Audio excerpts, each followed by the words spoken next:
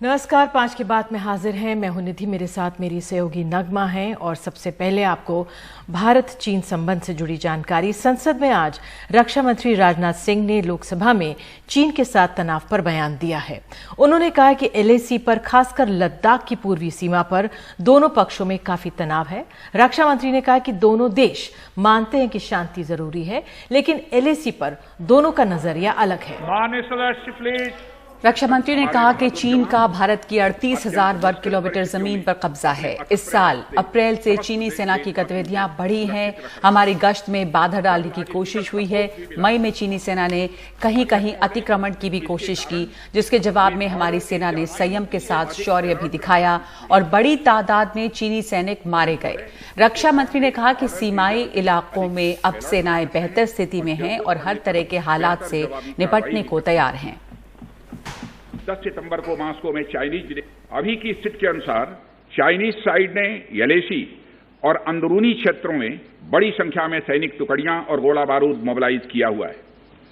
पूर्वी लद्दाख और गोगरा और कोंकला और पेंगोंग लेक का नॉर्थ और साउथ बैंक पर कई फ्रिक्शन एरियाज हैं। चीन की कार्रवाई के जवाब में हमारी आर्म्ड फोर्सेज ने भी इन क्षेत्रों में उपयुक्त काउंटर डिप्लॉयमेंट्स किए हैं, अध्यक्ष महोदय, ताकि भारत के सिक्योरिटी इंटरेस्ट को पूरी तरह से सुरक्षित रखा जा सके। अध्यक्ष महोदय, मैं सदन को आश्वस्त रहना चाहिए कि हमारी आर्म्ड फोर्सेज इस चुनौती का सफलतापूर्वक सामना करेंगी और हमारी आर्म्ड फोर्सेज साथ ही साथ जिस प्रकार की उनके द्वारा आज भी कार्रवाई की जा रही है, जिस प्रकार से सीमा की रक्षा की जा रही है, हम सबको हमारी आर्म फोर्सेज के ऊपर गौरव है। अध्यक्ष महोदय, गौरव की अनुभूति होती है। आदरणीय अध्यक्ष महोदय, मैं इस बात पर बल देना चाहूंगा कि भारत हमारे बॉर्डर एरिया में मौजूदा मुद्दों का हल शांतिपूर्ण बातचीत और कंसल्टेशन के जरिए किए जाने के प्रति कमिटेड है। इस उद्देश्य को पाने के लिए मैं अपने चाइनीज काउंटर पार्ट से 4 सितंबर को मॉस्को में मिला और उनसे हमारी इन डेप्थ डिस्कशन भी हुई। मैंने स्पष्ट तरीके से हमारी चिंताओं को चीनी पक्ष के सामने रखा, जो उनकी बड़ी संख्या में ट्रूप्स की तैनाती और उनका एग्रेसिव बिहेवियर और यूनिलैटरल स्टेटस को बदलने की कोशिश से रिलेटेड था। मैंने यह भी स्पष्ट किया कि हम इस मुद्दे को शांतिपूर्ण ढंग से हल करना चाहते हैं और हम चाहते हैं कि चीनी पक्ष हमारे साथ मिलकर काम करे। वहीं हमने, अध्यक्ष महोदय, यह भी स्पष्ट कर दिया कि हम भारत की सॉवरेनिटी और टेरिटोरियल इंटीग्रिटी की रक्षा के लिए पूरी तरह से डिटरमिन्ड हैं। हमारे साथ इस पर चर्चा करने के लिए 2 खास मेहमान हैं। डॉक्टर ब्रह्मचलानी रक्षा विशेषज्ञ और प्रोफेसर स्वर्ण सिंह हैं JNU से। डॉक्टर ब्रह्मचलानी और प्रोफेसर स्वर्ण सिंह, बहुत बहुत स्वागत है आपका। और बहुत संक्षेप में सबसे पहले शुरुआती टिप्पणी आप दोनों से चाहती हूँ। रक्षा मंत्री का जो बयान रहा, उससे क्या विपक्ष अब संतुष्ट होगा? इतने दिनों से इसके ऊपर एक डिमांड थी कि चीन पर सरकार बयान दे, और ये बयान ऐसे समय में आया है जब रक्षा मंत्री की मुलाकात चीन के रक्षा मंत्री से हुई है। दोनों विदेश मंत्री मिले हैं और 5 पॉइंट या 5 बिंदुओं का एक समझौता हुआ है, जो पहले से बहुत अलग नहीं है। इसमें ऐसी कोई नई बात नहीं है। ब्रह्मचलानी, मैं आपकी टिप्पणी चाहूंगी पहले।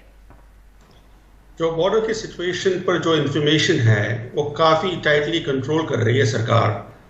तो जो इंफॉर्मेशन आ रही है मोस्टली ऑफिशियल लीक्स के थ्रू या जो सैटेलाइट इमेजरी अवेलेबल है, उसके एनालिसिस के बेसिस पर इंफॉर्मेशन मिल रही है बॉर्डर सिचुएशन पर। तो संसद में एक स्टेटमेंट देना सिर्फ काफ़ी नहीं है, एक डिबेट भी होनी चाहिए थी। और जो रक्षा मंत्री ने यह कहा कि स्टेटस को यूनिलैटरली बदलने की कोशिश की चीन ने, इससे साफ जाहिर है कि वो मान नहीं रहे अभी भी कि चीन ने भारतीय एरियाज पर इंक्रोचमेंट किया है। जो असलियत यह है कि कई जगह पर चीनी सेना ने इंक्रोचमेंट किया है और रक्षा मंत्री कह रहे हैं कि चीन की यूनिलैटरल कोशिश है स्टेटस को बदलने की।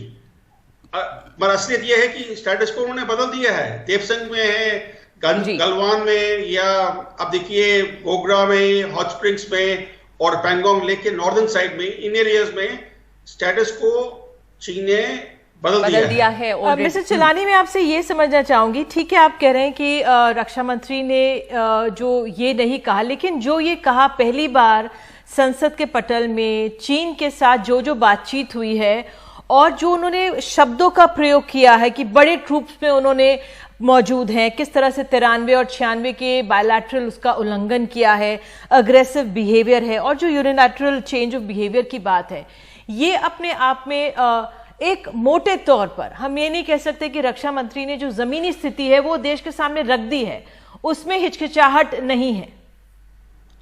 वो तो ठीक है, आप ठीक बता रहे हैं। देखिए, अगर आप बड़ा पिक्चर देखेंगे तो जो चीन का जो ऑब्जेक्टिव था जब उन्होंने अग्रेशन शुरू किया अप्रैल में, वो था कि भारत को काटने की कोशिश की इन्होंने, चीन को एशिया का डोमिनेंट पावर बनाने की कोशिश की, मगर 4 महीने के बाद उनका जो ऑब्जेक्टिव था वो सफल नहीं रहा, क्योंकि अब Bharat is determined to take on China. अब India has been roused from its slumber, और इन इफेक्ट चीन ने क्या किया है कि जो दुनिया का जो नेक्स्ट बिग कॉन्फ्लिक्ट है उसके सीड्स उन्होंने सो किए हैं। तो जो उनके ऑब्जेक्टिव्स थे वो ऑब्जेक्टिव्स उन्होंने रियलाइज नहीं किए हैं, और बल्कि उन्होंने एक नया दुश्मन खड़ा किया है, क्योंकि भारत अब is determined to take on the Chinese threat. जी, प्रोफेसर स्वर्ण सिंह, भारत, जैसा ब्रह्मा चलानी कह रहे हैं, भारत जो है अब वो ये निश्चित कर चुका है कि वो आक्रामकता का जवाब आक्रामकता से देगा, और जिस तरह की हाइट्स पर इस दफा सैनिक ने कब्जा किया उसके बाद बातचीत हुई, तो ये भी कहा गया कि भारत जो इस बार बातचीत कर रहा था वो एक बेहतर स्थिति में, they were talking from a position of strength. तो अब जो बातचीत हुई है मॉस्को में फॉरेन मिनिस्टर्स और डिफेंस मिनिस्टर की, और जो 5 पॉइंट्स बने हैं, उसको पहले वाले से अब कितना अलग अलग समझौते पहले भी हुए हैं, कितना अलग मानते हैं, क्या नया है? क्या ये बड़ी बात है कि इसमें LAC का जिक्र नहीं है, बॉर्डर की बात है? आप देखें कि उन 5 बिंदुओं पर यहां सहमति बनी है मॉस्को में 2 विदेश मंत्रियों के बीच में। पुरानी संधियों को मान्यता देने की ही बात बार बार दोहराई गई, और खासकर 2 बड़े नेताओं में जो आपस में साझा हुई समझ कि अपनी डिफरेंसेस को डिस्प्यूट्स नहीं बनने देना है, उसी को दोहराया दोनों ने वहां पर। तो पहली बात तो ये कि जो आपसी समझ बनाई गई पिछले 1 या 2 दशक में, उसी पर कायम रहे दोनों सेनाएं भी, इसी को दोहराया जा रहा है बार बार। और मुझे लगता है कि जैसा आपने अभी कहा कि भारत की साख जो आज है वो थोड़ी अलग है, तो भारत और चीन आपस में बात करना चाहते हैं, ये एक स्तर पर समझने की जरूरत है। पर किस तरह से आज रूस को लगता है कि उसकी अंतर्राष्ट्रीय साख के लिए जरूरी है, उसके प्रभाव के लिए जरूरी है कि भारत और चीन दोनों में से उसको कोई एक को ना चुनना पड़े। तो उसी तरह से अमेरिका के राष्ट्रपति बार बार कहते हैं कि वो मध्यस्थता करना चाहते हैं। तो जो भारत का जुड़ाव है बड़े देशों के साथ वो अलग है थोड़ा आज, और उनकी जो नाराजगी है महामारी को लेकर चीन के प्रति, वो और भी भारत को प्रभावशाली बना देती है। तो इन सब के चलते भारत आज चीन के सामने खड़ा होकर कोशिश कर रहा है कि वो अनइक्वल सिचुएशन या पोजीशन को नकार दे और ये जतवा दे कि हमारी जो संप्रभुता है भूमि पर उसको हम बचाएंगे जी। और उसी के लिए आज जो एक तरह से रूपरेखा रक्षा मंत्री ने रखी संसद में, वो एक औपचारिकता थी, उसके लिए वो जरूरत भी थी एक संदेश की अपने देशवासियों के लिए, सैनिकों के लिए और चीन के लिए। पर इस तरह की नीति हमें पहले से ही मालूम थी कि सरकार इस बात पर क्या कहेगी। यहां तक ऑपरेशनल डिटेल्स की बात है, वो किसी भी इस तरह के रक्षा मंत्री के व्याख्यान में नहीं आने वाला था। तो एक मोटे तौर पे रूपरेखा क्या है, क्या सोच है हमारी सरकार की, उसी को सामने रखा गया। हाँ, एक 30 सेकंड में मैं ये बात जोड़ देना चाहूंगा कि जो वॉकआउट हुआ है वो शायद नहीं होता तो अच्छा था। और जैसे हमेशा संसद के अधिवेशन से पहले एक तरह से ऑल पार्टी की मीटिंग करा के क्या एजेंडा होगा, क्या मुद्दा होगा और किस तरह से उस पर बातचीत होगी, यदि उस तरह का कुछ किया होता हम पहले से, तो शायद ये वॉकआउट नहीं होता। क्योंकि कुछ अखबार कल सुबह आप देखेंगे कि उसको बढ़ा चढ़ाकर या उसको एक तरह से तोड़ मरोड़ कर पेश करने की कोशिश करेंगे। पर मुझे नहीं लगता कि देश या सारी जितनी भी पॉलिटिकल पार्टीज हैं वो सरकार के साथ नहीं है इस मुद्दे को लेकर। तो ये जो रूपरेखा रखी गई है, मुझे लगता है ये औपचारिकता है और एक तरह से वो एक देश के सामने क्या सोच है सरकार की, वो रखने की कोशिश है। जी चलानी साहब, मैं आपसे ये समझना चाहूंगी, ठीक है कुछ अनदेखी हुई, जो आपने तमाम शब्द स्लम्बर की बात कही, हम समझ सकते हैं कि हमें और सजगता से कदम उठाने चाहिए थे, लेकिन अब परिस्थिति में हम हैं, जो भी गलतियां हुई होंगी वो हम उस परिस्थिति में हैं। लेकिन आगे बढ़ने के लिए जो रक्षा मंत्री का आज ये बयान था कि कंप्लीट डिसएंगेजमेंट किया जा सकता है, हालांकि उन्होंने कहा कि हम सभी परिस्थितियों के लिए तैयार हैं, उन्होंने 2 बारी उस शब्द का ही प्रयोग किया, शांतिपूर्ण हल चाहते हैं, बातचीत से हल चाहते हैं। आगे की राह आप कैसे आंक रहे हैं, क्या हो सकती है इस समय? चीन ने अपने इरादे साफ साफ कर दिए हैं, क्योंकि वो पीसफुल रेजोल्यूशन में बिलीव नहीं करते हैं, क्योंकि अगर वो पीसफुल रेजोल्यूशन में बिलीव करते तो एग्रेशन क्यों शुरू करते। एग्रेशन का मतलब कि वो उनकी कोशिश अब रही है, फोकस उनका है कि by force they want to settle matters on the ground, negotiating table पर नहीं, they want to settle matters, वो ग्राउंड पर by using force they want to settle matters. उसके बजाय जो पुरानी एग्रीमेंट्स इंडिया और चीन ने साइन की थी 1993 में, 1996 में, और उसके बाद 5 एग्रीमेंट्स हैं और प्रोटोकॉल्स हैं, वो सारे चीन ने जला दिए हैं। अब जो बॉर्डर मैनेजमेंट का फ्रेमवर्क था वो एक तरह से कोलैप्स हो गया है, और जब चीन ने अपना इरादा साफ साफ कर दिया है, अगर भारत अभी भी शांति की बात करता है तो वो डिप्लोमेटिकली ठीक है, मगर जो इंडियन आर्म फोर्सेस हैं उनको एकदम तैयार रहना चाहिए। और अभी जो लल है इस समय कुछ दिनों से कुछ भी नई डेवलपमेंट नहीं हुई है ग्राउंड पर, इसका मतलब नहीं कि चीन ने अपने इरादे चेंज कर दिए हैं। जब चीन को मौका मिलेगा तो नए एंक्रोचमेंट की कोशिश करेगा, और जो हाइट्स इंडिया ने ऑक्यूपाई किए हैं कैलाश माउंटेन पर, वहां से इंडिया को हटाने की कोशिश करेगा चीन। तो आने वाले हफ्तों और महीनों में ये क्राइसिस चलती रहेगी, इसका कोई अर्ली रेजोल्यूशन नहीं है।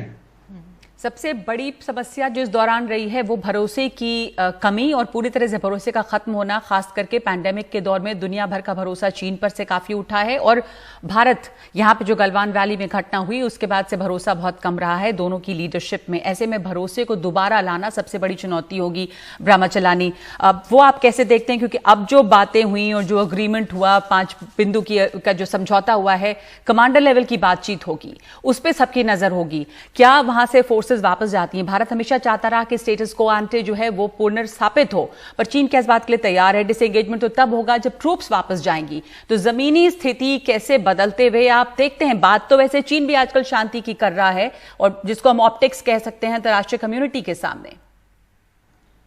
जब से बातचीत शुरू हुई है तब से देखिए, ये बातचीत शुरू हुई मई में, अभी हम सितंबर में हैं, 4 महीने गुजर गए, और चीन ने क्या किया कि ये टॉक्स को यूज किया है as a cover to consolidate, to strengthen their position on the ground. जहां पर उन्होंने एंक्रोचमेंट किया है ना, तो वहां पर उन्होंने बातचीत के कवर के पीछे उन्होंने उन एरियाज को, उनका कंट्रोल है उस एरियाज में उन्होंने स्ट्रेंथन कर दिया है। तो आप देखिए, देवसंग प्लेटो एक बहुत ही मेरे ख्याल से सबसे इंपॉर्टेंट सेक्टर है लद्दाख का। वहां पर वो 18 किलोमीटर इंडिया के अंदर घुस के उन्होंने एक अपना अड्डा बनाया हुआ है वाई जंक्शन में, जो एक चोक पॉइंट है। अब उनको हटाना बहुत ही मुश्किल है मिलिट्रीली। उसी तरीके से आप देखिए कि पैंगोंग लेक का जो नॉर्दर्न साइड है, वहां पर जो उन्होंने नए अपने ऑब्जर्वेशन पोस्ट, बंकर्स वगैरह बनाए हैं, अब मिलिट्री ढंग से उनको निकालना वहां से बहुत ही मुश्किल है। तो अब भारत के लिए एक बहुत ही डिफिकल्ट चॉइस है। भारत चाहता है कि स्टेटस को एंटे बने, जो सिचुएशन थी अप्रैल के पहले वो सिचुएशन दोबारा बने जी। मगर चीन चाहता है कि जो नया स्टेटस को उन्होंने बनाया है ग्राउंड में, वो भारत मान ले।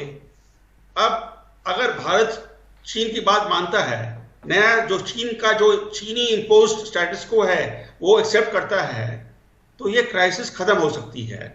अगर भारत स्टेटस को एंटी मांगता है तो ये क्राइसिस खत्म होने वाली नहीं है। तो इसी में सबसे बड़ा कैच है, क्योंकि चीन बार बार यही करता है जिसको नेगोशिएट एंड निबल कहते रहे हम लोग अंग्रेजी में, कि स्टेटस को अब कुछ और हो गया और उसको मानने के लिए बाध्य करना चाहता है भारत को। भारत की मांग स्टेटस को एंटी की है। इस समय जो कर रहा है भारत, जिस तरह की नीति रही है, प्रोफेसर स्वर्ण सिंह, आपको लगता है कि हम इस सब में बेहतर तैयार हैं, क्योंकि ऊंचाइयों पर चोटियों पर काबिज है भारत, सेना भी तैयार है और बातचीत हो रही है और उसके बाद डिसएंगेजमेंट की बात होती है, तो भारत की नीति इस समय जो है वो सही दिशा में है? प्रोफेसर चिलानी ने कहा कि चीन आगे बढ़ चुका है और स्टेटस को अप्रैल में यहां था वहां जाने की जरूरत है। जिसे हम लाइन ऑफ एक्चुअल कंट्रोल कहते हैं वो 1962 की सीज फायर लाइन। हाँ, बिल्कुल। तो स्टेटस को कौन कहां तक लेके जाएगा वो इतिहास में जाने की बात है। हाल ही में आप देखें कि भारतीय सेनाओं ने भी जिस तरह से अपना प्रभाव 29 अगस्त को और फिर 7 सितंबर को दिखाया है, उस पर चीन की धारणाएं अलग हैं, उनके व्याख्यान बहुत अलग हैं। आपके रक्षा मंत्री, भारत के रक्षा मंत्री ने ही खुद कहा कि LAC को लेकर धारणाएं अलग अलग हैं दोनों की। तो ऐसा नहीं कि कोई एक ही LAC है और उसके इस तरफ चीन बढ़ता जा रहा है। पहले तो धारणाएं अलग अलग हैं, ये रक्षा मंत्री ने खुद दोहराया आज अपने स्पीच में पार्लियामेंट में।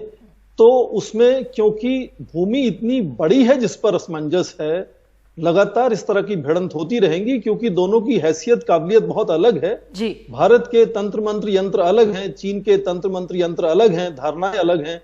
तो इस तरह की जो घुसपैठ है वो होना कोई अपने आप में बड़ी बात नहीं है। इसका कंपैरिजन आपको डोकलाम से करना चाहिए। आप देखें कि धीरे धीरे, ये नई बात नहीं है। आप चलें 2013 से देखें, देपसांग में, 14 में चुमार, 15 में पानकोंग लेक में, पिछले साल फिर पानकोंग लेक में, 2017 में ये डोकलाम में।